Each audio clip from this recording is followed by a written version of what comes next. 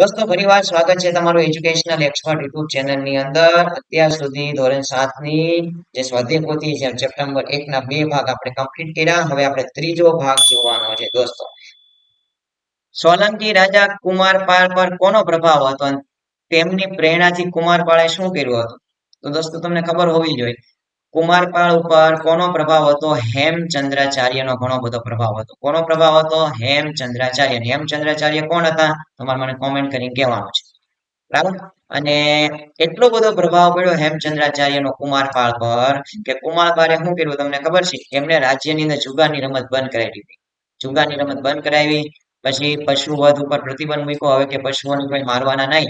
અહીંયા ફરજિયાત અહિંસાનું શું કરવાનું પાલન કરાવ્યું. કુમારપાળે 3 કામ કર્યા. તો જુગારની રમત બંધ કરાવી, પશુવધ ઉપર મૂકાયો પ્રતિબંધ અને અહિંસાનું ફરજિયાત શું કરવાનું પાલન કરવાનું. વાઘેલાઓ મૂળ કઈ જાતિના હતા? તો તમને ખબર હોય જો વાઘેલાઓ મૂળ ચાલુક્ય જાતિના હતા. કઈ જાતિના? ચાલુક્ય જાતિના. અને તેમને વાઘેલા શું કામ કહેવાય? કારણ કે સોલંકીઓના તેઓ વફાદાર સરદાર હતા. વાઘેલાઓ એક સમય કોના સરદાર હતા? સોલંકીઓના. અને સોલંકી ના સરદાર હતા એટલે સોલંકીઓ વાઘેલાઓ ની સેવાથી ખૂબ હું થયા, રાજી થયા. એટલા માટે સોલંકીઓએ વાઘેલાઓને આખું ગામ આપી દીધું. ગામનું નામ શું છે તમને ખબર છે? વ્યાધ્રપલ્લી. શું નામ છે? વ્યાધ્રપલ્લી. અને આ ગામ કોને આપ્યું? તો આપ્યું અણોરાજને. અણોરાજને આપ્યું. તો આ ગામ ઉપરથી વ્યાધ્રપલ્લી ગામ ઉપરથી આ આનું નામ શું પડી ગયું? વાઘેલાઓ પડી ગયું. ઓકે. વેગીના ચાલુક્ય તરીકે કોને ઓળખવામાં આવે છે? કેવી રીતના? તો દોસ્તો પૂર્વીના ચાલુક્યો છે એમને જ વેગીના ચાલુક્યો કહેવામાં આવે છે. પૂર્વીય ચાલુક્ય છે એને શું કહેવામાં આવે છે? વેગીના ચાલુક્ય કહેવામાં આવે છે. શું કામ? કારણ કે વાતાપીના ચાલુક્યની જયારે સત્તા કેવી પડી? નબળી પડી. ત્યારે એમની એક શાખા ક્યાં સ્થાપિત થઈ? કૃષ્ણા અને ગોદાવરી નદીની વચ્ચે. અને આ પૂર્વીય ચાલુક્ય પોતાની રાજધાની ક્યાં રાખી હતી? વેગીમાં રાખી હોવાથી આ ચાલુક્યને શું કહેવાય? વેગીના ચાલુક્ય. કાંઈ ન આવડે એટલું યાદ રાખવાનું. વેગીના ચાલુક્ય કોને કહેવાય? તો પૂર્વીય ચાલુક્યને વેગીના ચાલુક્ય કહેવાય. અને આ વેગીના ચાલુક્ય પોતાની રાજધાની વેગીમાં રાખી હોવાથી એને વેગીના ચાલુક્ય તરીકે ઓળખવામાં આવે છે. રાજપૂત યુગમાં રાજ્યમાં મંત્રીઓ કેટલા પ્રકારના હતા? કયા કયા પ્રકારના હતા? મંત્રીઓ 2 પ્રકારના હતા દોસ્તો. એક તો એક મંત્રી હતા ને એને અમાત્ય કહેવાય. શું કહેવાય? અમાત્ય. બીજા મંત્રીને શું કહેવાય? સચિવ કહેવાય. શું કહેવાય? સચિવ. ચાલો, મંત્રીઓ કેટલા પ્રકારના હતા રાજપૂત યુગની અંદર? 2 પ્રકારના. એક તો અમાત્ય અને બીજું કોણ? સચિવ. એમાં અમાત્યનું કામ શું ખબર? અમાત્યનું કામ છે મંત્રણા કરવી અને રાજનીતિ કરવી. અમાત્યનું કામ હું મંત્રણા કરવી અને રાજનીતિ કરવી. જ્યારે સચિવનું કામ હું લડાઈ અને સુલેહ કરવાનું કામ કોનું હતું? સચિવનું હતું. લડાઈ અને સુલેહ કરવાનું કામ કોનું હતું? સચિવનું. રેડી? તો 2 પ્રકારના મંત્રી, અમાત્ય અને સચિવ, બેના કાર્યો મેં લખ્યા છે. રાજપૂત યુગમાં રાજ્યનો વાણિજ્ય વિભાગ શું કામગીરી કરતો? ભાઈ વાણિજ્ય વિભાગ શું કરતો રાજપૂત યુગની અંદર? તો વેપાર ઉપર કર ઉઘરાવવાનું કામ કરતો. બરાબર.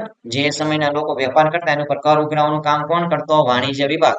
અને રાજ્યની અંદર જે વસ્તુઓ છે એની કિંમત કેટલી હોવી જોઈએ, મૂલ્ય કેટલું હોવું જોઈએ, મૂલ્ય નક્કી કરવાનું કામ કોણ કરતો? વાણિજ્ય વિભાગ.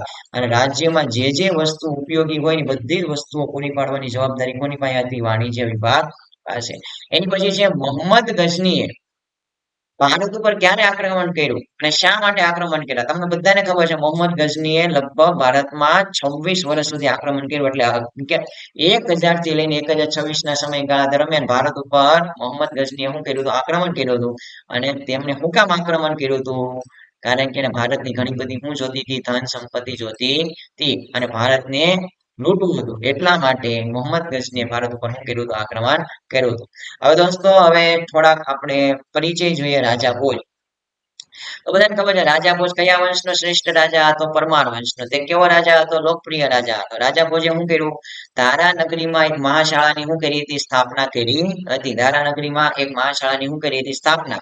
અને તેમને ટેકરીઓની વચ્ચે એક શું બનાવ્યું હતું? શહેર બનાવ્યું હતું. એક નગર વસાવ્યું હતું જેને શું કહેવામાં આવે છે?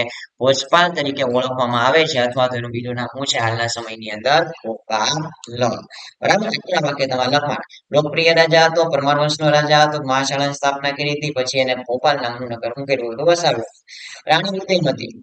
તો રાણી ઉદયમતી પહેલા તો યાદ રાખજો જુનાગઢ નો શાસક હતો. એક રાજા જેનું નામ હતું રાખેદા. જુનાગઢના રાજા નામ શું હતું? રાખેદા.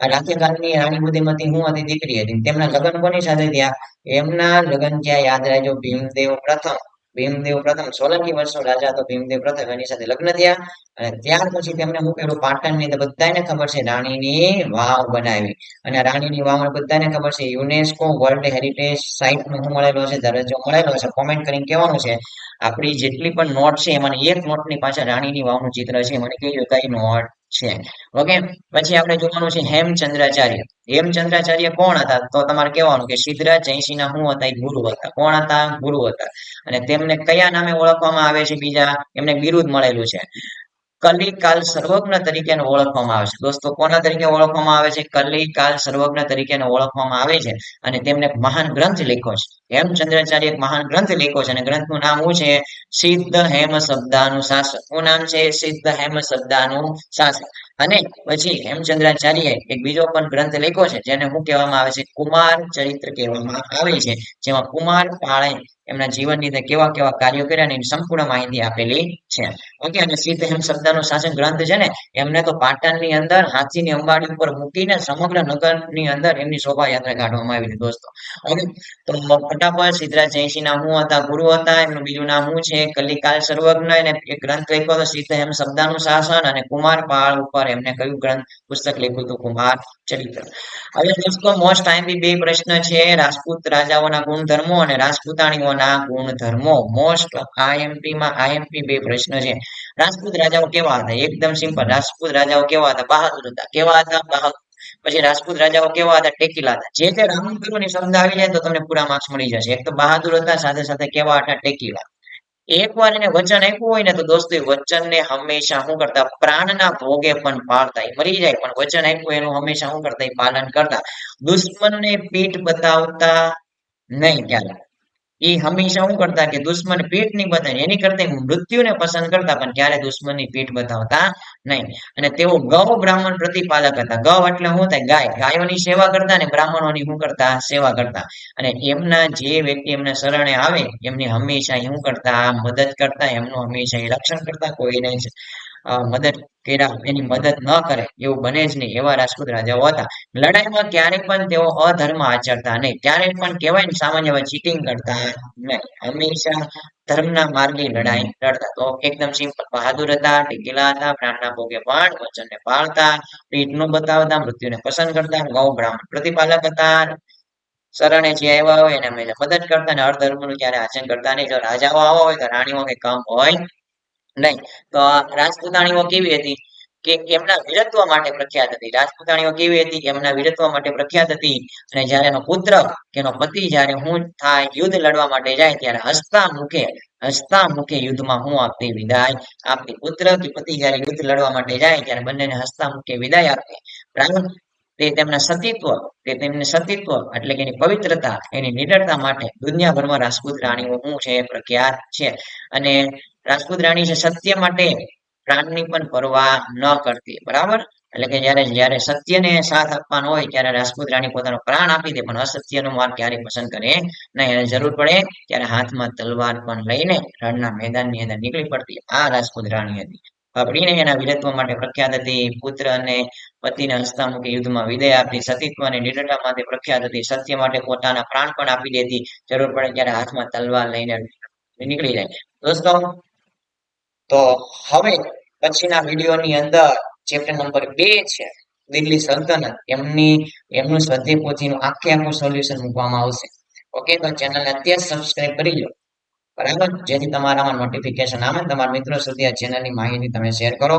જેને આમાં કઈ લખવાનું બાકી છે કે ફટાફટ લખી લો હું સ્ક્રોલ ડાઉન ત્યાં કરતો જાઉં છું ઓકે અને છતાં પણ આ બધી વસ્તુને જો તમારે ડિટેલમાં સમજવી આ તો ખાલી મેં તમને થોડીક બેઝિક માહિતી આપી બરાબર અને કોઈ પણ ટોપિક ઉપર તમારે ડિટેલમાં માહિતી જોતી હોય સમજવું હોય તમારે તો પછી કોમેન્ટ કરો તો અમે એના ઉપર પણ વિડીયો બનાવશું